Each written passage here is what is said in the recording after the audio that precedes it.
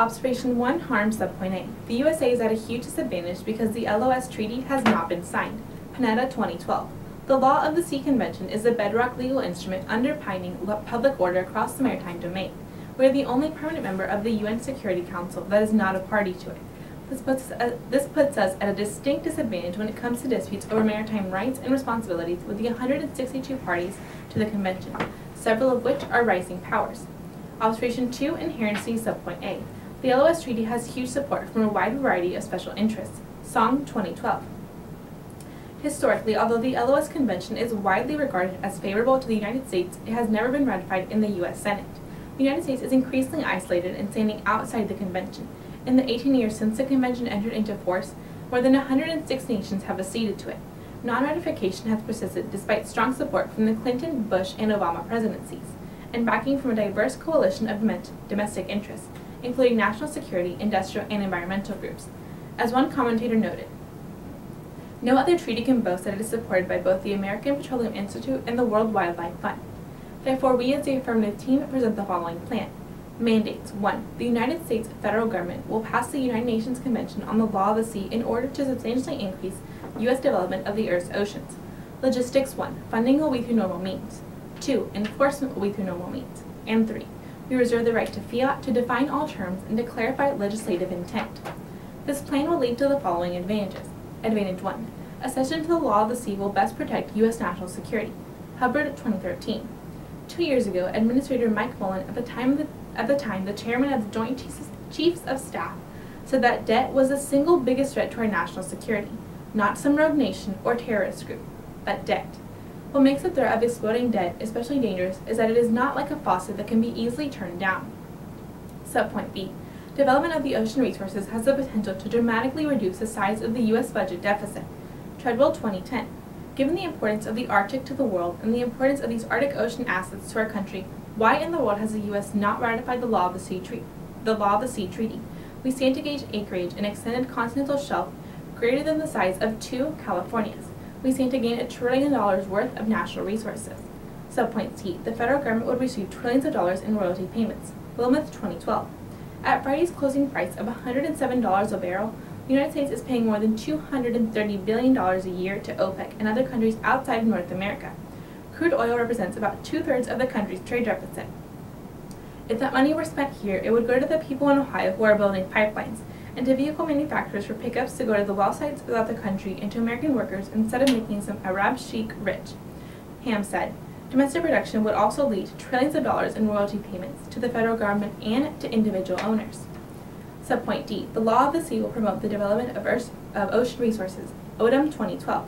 Legal certainty, as would be facilitated under the Convention, is essential. Companies make multi-billion-dollar investment decisions based in part on the confidence that the investment will not be undermined by legal challenge. Considering that substantial investments will be required for safe and responsible exploration and development on the extended continental shelf in the Arctic, we do not envision pursuing activities in these areas unless the claims of the Arctic nations, including the United States, have been approved by the Continental Shelf Commission. Until this legal risk and uncertainty is minimized, the oil and gas resources of the extended continental shelf in the Arctic may be considered to be stranded. Advantage 2. The Law of the Sea will best protect the ocean environment. Subpoint A. Pollution threatens the viability of the oceans. Henriksen 2012. The Great World Ocean, which is at the heart of the global hydrological circle, is under stress from human activities on land and at sea. Expanding human populations and the growth of cities along coastlines has contributed to a rising tide of pollution in nearly all of the world's seas. Coastal urban areas dump increasing loads of untreated or partially treated industrial waste into the sea. In fact, waters around many coastal cities have turned into virtual cesspools, so thick with pollution that virtually no marine life can survive. At sea, ships discharge oily waters and other waste directly into the ocean. Subpoint B. The UN Convention on the Law of the Sea best addresses ocean pollution. Johnston 2012. The Convention can be a tool to make our competitors abide by the strict environmental regulations we follow in the United States and give us a leverage to push other countries, from the smallest developing states to China and Russia, to protect the seas from pollution. Advantage 3. The Law of the Sea will reduce the risk of conflict by strengthening international law. Subpoint A. In the absence of the Law of the Sea, the U.S. must rely on customary international law. Clinton 2012. As a non-party to the Convention, the U.S. must rely on customary international law as the legal basis for invoking and enforcing these norms. but it is risky to assume that customary law will preserve these norms forever. There are increasing pressures from some coastal states to augment their control over the activities of other nations' vessels off their coast in a manner that would alter the balance of interests struck in the Convention. Subpoint B. Customary international law provides an unstable foundation for avoiding conflicts over ocean resources. Bellinger, 2012. Reliance on customary international law to protect U.S. interests is insufficient for many reasons. First, asserting customary international law does not give the United States important rights that are available only to parties in the Convention. For example, the U.S. may not take our permanent seat on the Council of the International Seabed Authority, or have a U.S. national elected to the Continental Shelf Commission, unless we are party to the Convention. These bodies are currently making important decisions that affect our interests without our participation. For example, the Continental Shelf Commission is reviewing the claims of Russia and other Arctic coastal states to their continental shelves in the Arctic, and we have no say in its decisions.